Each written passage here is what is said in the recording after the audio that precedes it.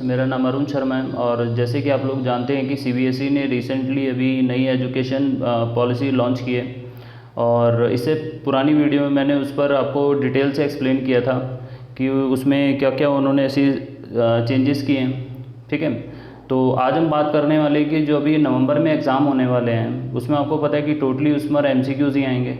तो आज हम बात करेंगे कि 10th और 12th में हम ऐसी क्या स्ट्रैटेजीज रख सकते हैं जिसमें हम पूरा सिलेबस को कवर कर सकते हैं। आपको पता है सिलेबस हाफ आ रहा है, तो जैसे कि नवंबर में एग्ज़ाम में आपके एमसीक्यूज़ आने वाले हैं, तो आप लोग क्या कर सकते हैं इसमें, मतलब किस तरह से आपको पढ़ाई करनी पड़ेगी और या कैसे कैसे चैप्टर को आपको पढ़ना है। इससे पहले हम लोग क्या करते थे, जैसे कि मैं टीचर हूँ तो हम लोग क्या करते थे, बच्चों को जैसे जैसे एग्ज़ाम में आने वाला होता तो उसी हिसाब से हम बच्चों को सिलेबस मतलब चैप्टर्स को पढ़ाया करते थे। ज़्यादा मतलब बहुत ज़्यादा डीपली में नहीं पढ़ाया करते थे, पर अब टोटली अप्रोच बदल चुकी है। अब हम लोग को क्या करना पड़ता है कि हम बच्चों को डीपली पढ़ाते हैं, मतलब एनसीईआरटी तो कवर कराते ही कराते हैं, प्लस आरएस और आरडी में पहले जो मेन जैसे क्वेश्चन आते थे वो इंपॉर्टेंट वैसे बताकर उस तरह से अप्रोच रखते थे पढ़ाने की। अब जो अप्रोच है वो पूरी चेंज हो गई है।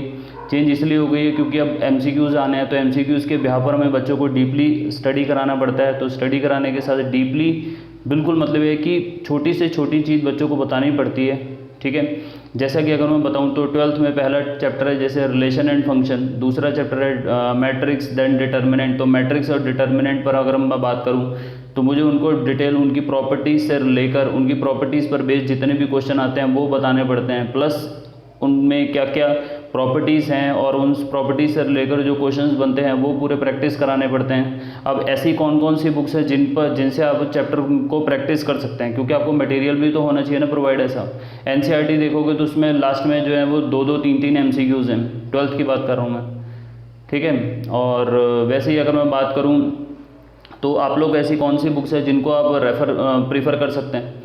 तो आप जैसे कि आरएस अग्रवाल है, आरडी है, तो इसमें क्या है, पहले तो आप चैप्टर को डिटेल में पढ़ें, उसके बाद आरएस और आरडी से आपको क्या करना है, डिटेल में उनकी प्रैक्टिस करें।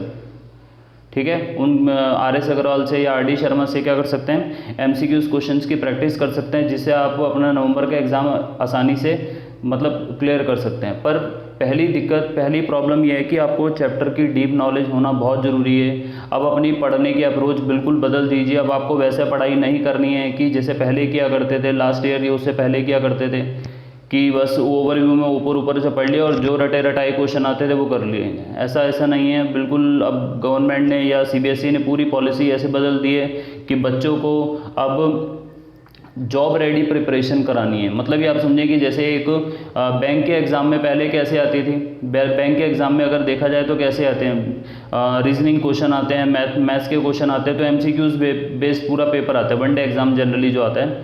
तो उसी बेस्ड के बिहाफ पर आपको प्रिपरेशन कराई जा रही है ताकि बच्चे जो हैं वो लॉजिकल माइंड उनका डेवलप हो सके और वो उनकी अप्रोच इस तरह से डेवलप हो सके कि वो आगे सिचुएशंस को टैकल कर सकें। तो आपको भी इसी तरह से अपनी प्रिपरेशन करनी है। मैं पहले बता रहा हूँ, अपने पढ़ने के तरीके बदलिए। ठीक है, और दूसरी चीज़ ये है कि अपने पढ़ने के तरीके के साथ साथ आप बुक्स जो हैं वो आरडी शर्मा आरएस पे ज़्यादा ध्यान दें। ये 2 ऐसी बुक्स हैं जिन पे बहुत सारे आपको एमसीक्यू, हर चैप्टर से रिलेटेड एमसीक्यूज़ मिल जाएंगे। तो पहले की जो मतलब जो आपका जो भी हाफ सिलेबस आ रहा है अकॉर्डिंग टू योर स्कूल, तो आप लोग क्या कर सकते हैं, उस आरडी और आरएस से आप बहुत क्वेश्चंस हैं उनमें से प्रैक्टिस कीजिए और उनमें से प्रैक्टिस करके आप क्या कर सकते हैं, अपने नवंबर के एग्ज़ाम को क्या कर सकते हैं, क्लियर कर सकते हैं। ठीक है, तो अगर आपको ये स्टूडेंट वीडियो पसंद आई है तो ज़्यादा से ज़्यादा अपने फ्रेंड के साथ शेयर कीजिए और लाइक कीजिए। Thank you.